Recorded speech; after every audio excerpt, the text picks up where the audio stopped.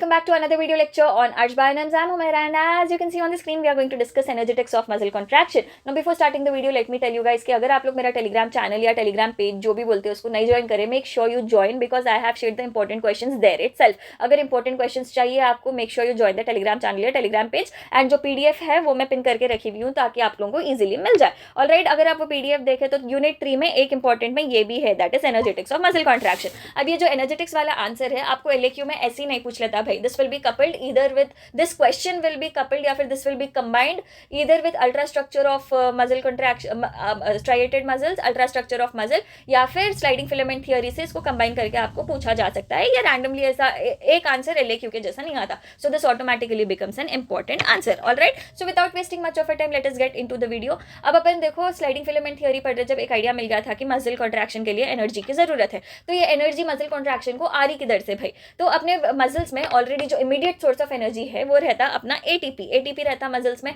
अब वो ATP use होकर मसल कॉन्ट्रैक्शन का प्रोसेस तो स्टार्ट हो जाता. तो ये टाइम पे क्या होता, अपना जो एटीपी है which is adenosine triphosphate, it is getting converted to ADP which is adenosine diphosphate and inorganic phosphate, जिसको अपन पीआई के जैसा मेंशन कर रहे हैं. साथ में एनर्जी रिलीज हो रही and this energy is used for muscle contraction. अब मसल कॉन्ट्रैक्शन के प्रोसेस को कंटिन्यू रखने के वास्ते अब अपने पास लिमिटेड अमाउंट ऑफ एटीपी रहता मसल में. अब वो पूरे एटीपीज यूज हो गए तो कहां से लेंगे भाई अपना muscle energy to perform its activity, to perform the contraction process, क्योंकि एक्टिविटी करने के लिए मसल का कॉन्ट्रैक्ट होना जरूरी है. तो यहाँ पे वो टाइम पे जब एटीपी पूरा यूज हो गया अपनी बॉडी से, अब ये ADP should be converted to ATP back again. तो रीजनरेशन ऑफ एटीपी होना जरूरी है इधर. तो ये एडीपी जो है डायरेक्ट ये इनऑर्गेनिक फॉस्फेट से नहीं कंबाइन हो सकता. क्यों नहीं कंबाइन हो सकता भाई? क्योंकि ये जो एडीपी है उसको हाई एनर्जी फॉस्फेट चाहिए ताकि उन्हें एटीपी बना सके. ठीक है, तो और ये जो अपना इनऑर्गेनिक फॉस्फेट रहता है वो लो एनर्जी का रहता, तो इसीलिए डायरेक्ट इन दोनों कंबाइन नहीं हो सकते. ठीक है, तो ये एडीपी को अब चाहिए क्या? High energy phosphate. अब वो कहां से आता है भाई?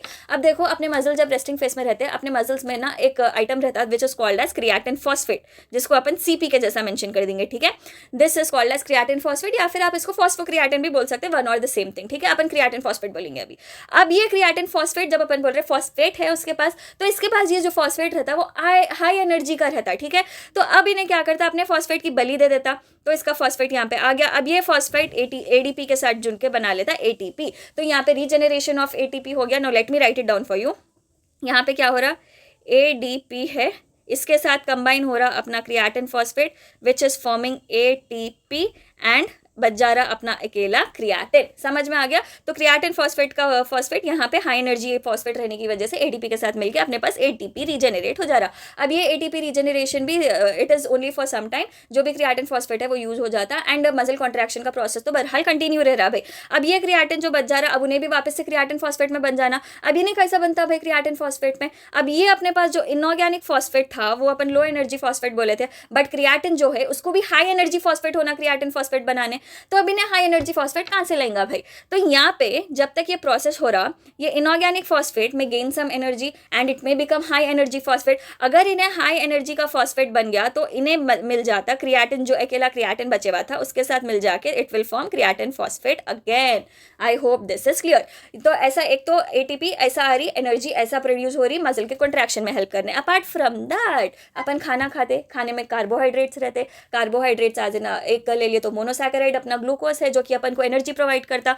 तो यूजिंग कार्बोहाइड्रेट फॉर एनर्जी भी अपने मसल कॉन्ट्रैक्शन में हेल्प होता.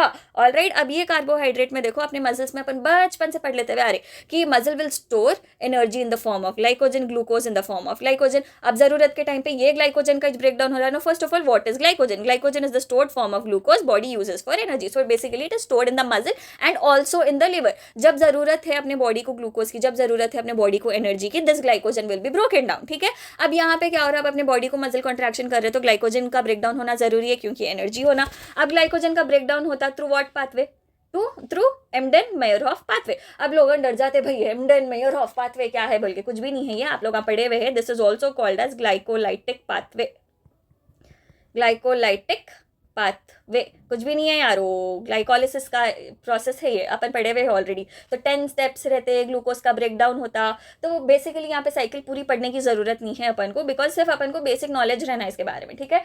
क्योंकि अपन मसल कॉन्ट्रैक्शन के एनर्जेटिक्स के बारे में पढ़ रहे हैं, तो साइकिलों को लाने की ज़रूरत नहीं है। एंड क्योंकि ये अपन को दूसरे आंसर के साथ ऑलरेडी मिले हुआ रहता है आंसर, इसको ना लंबा लंबा लिखने की ज़रूरत नहीं है। पहला अगर आप अल्ट्रा स्ट्रक्चर का वीडियो देखें, वही आपका ऑलरेडी लंबा आंसर रहता। स्लाइडिंग फिलामेंट थियरी देखे तो स्लाइडिंग फिलामेंट थियरी का भी वही लंबा आंसर रहता है, उसके साथ ये मिला दिए तो थोड़ा और लंबा हो जाता। तो इसको भी बड़ा बड़ा करके लिखने की आपको एग्जाम में ज़रूरत नहीं है, बिकॉज आप लोगों को टाइम उतना नहीं मिलता एंड आपके पेपर में जगह भी उतनी नहीं रहती, ऑनेस्टली स्पीकिंग। सो या आप सिर्फ बेसिक्स लिख के आओ और इंपॉर्टेंट पॉइंट जो समझ में आया वो अच्छे से लिख के आओ, जो इंपॉर्टेंट है वही अपन डिस्कस कर रहे हैं वैसे, तो उतना लिखे तो भी बस है। तो ग्लाइकोलिटिक पाथवे में अपन ऑलरेडी पढ़े कि ग्लाइकोलिसिस का ब्रेकडाउन होता है, 10 स्टेप रहते हैं। उसके एंड में क्या आता भाई, अपन को पायरोवेट मॉलिक्यूल्स आते, 2 मॉलिक्यूल्स ऑफ पायरोवेट आ रहे एंड एटीपी भी जनरेट हो रहा ग्लाइकोलिटिक पाथवे से। एटीपी क्या, 2 मॉलिक्यूल्स ऑफ एटीपी आ रहे, 2 मॉलिक्यूल्स ऑफ एनएडीएच आ रहे। अब एक चीज याद रखो, जब अपन 2 मॉलिक्यूल्स ऑफ एनएडीएच बोल रहे, एक एनएडीएच मॉलिक्यूल से अपन को 3 एटीपीस मिलते। ऑलराइट, तो यहाँ पे कितने हैं, 2 NADH है। 2 NADH बोल तो कितना, 2 × 3 कर देना अपन, which is equal to 6 ATPs। तो यहाँ पे इन टोटल अपन को कितने ATP आ रहे हैं, ग्लाइकोलिसिस से तो 2 ATP मिल रहे हैं, साथ में यहाँ पे 2 NADH रहने की वजह से 6 ATPs मिल जा रहे हैं। तो total of 8 ATPs are produce during glycolytic pathway. Alright जी, आगे बढ़ेंगे। अब अपन को ये 2 पायरोवेट मॉलिक्यूल्स मिल गए। अब ये 2 पायरोवेट मॉलिक्यूल्स से आगे के प्रोसेसेस होते। अब एक तो ये समझो कि अपना ये जो पायरोवेट मॉलिक्यूल है, ऑक्सीजन प्रेजेंट है जब अलग फॉर्म में काम करता है, ऑक्सीजन एब्सेंट है जब अलग फॉर्म में काम करता है। फर्स्ट अपन ऑक्सीजन एब्सेंट है जब क्या हो रहा है देखेंगे। अब अपन ये भी बात बचपन से पढ़ते हुए आ रही है कि ऑक्सीजन अगर एब्सेंट है तो उसको एनारोबिक प्रोसेस बोलते हैं। तो यहाँ पे एनारोबिक मेटाबॉलिज्म हो रहा, ऑक्सीजन जब एब्सेंट है, पहले उसके बारे में बात कर रहे हैं अपन। तो यहाँ पे एनारोबिक मेटाबॉलिज्म में क्या हो रहा है, ये पायरोवेट मॉलिक्यूल्स जो है they will undergo some process and they will start forming lactic acid. जब ऑक्सीजन एब्सेंट रहता है they will form lactic acid. इसीलिए जब अपन विगरस एक्सरसाइज करते या फिर बहुत वजन चीज़ें उठाते, अपने बॉडी में क्या हो रहा है, एनारोबिकली चीज़ें काम, मतलब ऑक्सीजन अवेलेबल नहीं रहता, तो जो पायरोवेट रहता that pyruvate is getting converted to lactic acid and अपने मसल्स में लैक्टिक एसिड का अक्यूमुलेशन हो जाता है भाई, जिसकी वजह से मसल फैटिक हो जाती है अपन को। मतलब थोड़े टाइम के लिए सब घट हो जाते हैं मसल्स और अपन यूज़ नहीं कर सकते मसल्स को, थोड़ा रेस्ट की ज़रूरत रहती है। अब जब ये अक्यूमुलेट हो जा रहा है लैक्टिक एसिड एंड जब अपन रेस्ट करते तो ये लैक्टिक एसिड मसल्स में से निकल के अपने ब्लड स्ट्रीम में आ जाता एंड ब्लड स्ट्रीम से it will reach the liver. Once the lactic acid reaches the liver, वहाँ पे एक और cycle will take place which is called as the Cori cycle. अब कोरी साइकिल की वजह से क्या हो रहा है, ये lactic acid again forms the glucose in the liver and ये जो ग्लूकोज बन जाता अपने लिवर में that can return to the muscles for its use again. Simple, समझ में आ गया। तो यहाँ पे ये चीज़ हो रहा भाई, लैक्टिक एसिड हो रहा, उन्हें लिवर में आ जा रहा ब्लड स्ट्रीम के, तो वहाँ पे जाके कोरी साइकिल से ग्लूकोज में कन्वर्ट हो जा रहा, ग्लूकोज वापस से अपने मसल्स को, मतलब वही प्रोसेस फिर रिपीट होने के वास्ते वापस अपने मसल्स में आ जा रहा। So that was it about anaerobic metabolism. अब बात करेंगे अपन एरोबिक मेटाबॉलिज्म। एरोबिक मतलब जब ऑक्सीजन अवेलेबिलिटी है तो पायरोवेट मॉलिक्यूल्स का क्या हो रहा। तो ये जो पायरोवेट मॉलिक्यूल ग्लाइकोलिटिक पाथवे से बने, अगर ऑक्सीजन प्रेजेंट है they will enter the Krebs cycle. Krebs cycle भी अपन पढ़े हुए, तो ये पढ़ने की वापस से जरूरत नहीं है। तो क्रेब्स साइकिल की वजह से एंड प्रोडक्ट्स क्या आ जा रहे भाई, वाटर एंड कार्बन डाइऑक्साइड आ जा रहे, बट वो छोड़ दो, अपन को उसकी जरूरत नहीं है। अपन को क्या है, एनर्जी, कितने मॉलिक्यूल्स ऑफ एटीपी आ रहे। तो यहाँ पे क्या हो रहा, क्रेब्स साइकिल की वजह से अपन को एनर्जी ज्यादा मिल रही, lot more than EMP pathway. What was EMP pathway, it was glycolytic pathway which is Embden Meyer of pathway. Alright, तो यहाँ पे कितने मॉलिक्यूल्स एटीपी मॉलिक्यूल्स यील्ड हो रहे हैं अपन देखेंगे। एक तो क्रेब्स साइकिल से अपन को 8 NADH मॉलिक्यूल्स आ जाते, 2 FADH2 मॉलिक्यूल्स आ जाते एंड 2 GTP मॉलिक्यूल्स आ जाते। These GTP molecules are nothing but ATP only, confuse नको हो। तो अपन स्टार्टिंग में बोले एक NADH से अपन को कितने ATP मिल रहे, 3 ATP मिल रहे। तो यहाँ पे 8 × 3 अगर आप करें तो कितने ATPs मिलते हैं आपको, 24 ATPs मिल जा रहे।